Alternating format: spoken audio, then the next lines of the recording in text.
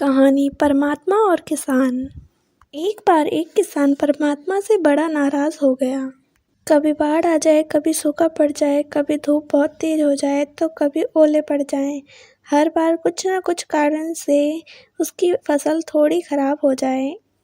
एक दिन बड़ा तंग आकर उसने परमात्मा से कहा, देखिए प्रभु, आप परमात्मा हैं, लेकिन लगता है आपको खेती बाड़ी की ज़्यादा जानकारी नहीं है। एक प्रार्थना है कि एक साल मुझे मौका दीजिए, जैसा मैं चाहूँ वैसा मौसम हो, फिर देखना आप कि मैं कैसे अन्न के भंडार भर दूंगा। परमात्मा मुस्कुराए और कहा, ठीक है, जैसा तुम कहोगे वैसा ही मौसम दूंगा, मैं दखल नहीं करूंगा। किसान ने गेहूं की फसल बोई। जब धूप चाही तो धूप मिले, तब पानी चाहा तो पानी।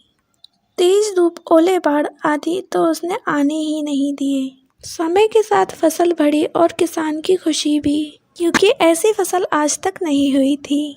किसान ने मन ही मन सोचा कि अब पता चलेगा परमात्मा को कि फसल कैसे करते हैं। बेकार ही इतने बरस हम किसानों को परेशान करते रहे। फसल काटने का समय भी आया और किसान बड़े गर्व से फसल काटने गया। लेकिन जैसे ही फसल काटने लगा, एकदम से छाती पर हाथ रखकर बैठ गया। गेहूं की एक भी बाली के अंदर गेहूं नहीं था। सारी बालियां अंदर से खाली थी। बड़ा दुखी होकर उसने परमात्मा से कहा, प्रभु ये क्या हुआ? तब परमात्मा बोले, ये तो होना ही था। तुमने पौधों को संघर्ष का जरा सा मौका भी नहीं दिया।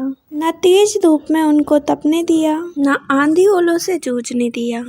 उनको किसी भी प्रकार की चुनौती का एहसास जरा भी नहीं होने दिया। इसलिए सब पौधे खोखले रह गए। जब आंधी आती है, तेज बारिश होती है, ओले गिरते हैं, तब पौधा अपने बल से ही खड़ा रहता है। वो अपना अस्तित्व बचाने का संघर्ष करता है और इस संघर्ष से जो बल पैदा होता है वो ही उसे शक्ति देता है, ऊर्जा देता है, जो उसकी जीवंतता को उभारता है। सोने को भी कुंदन बनने के लिए आग में तपने, गलने, हथौड़ी से पिटने जैसी चुनौतियों से गुजरना पड़ता है। तभी उसकी स्वर्णिम आभा उभरती है, उसे अनमोल बनाती है।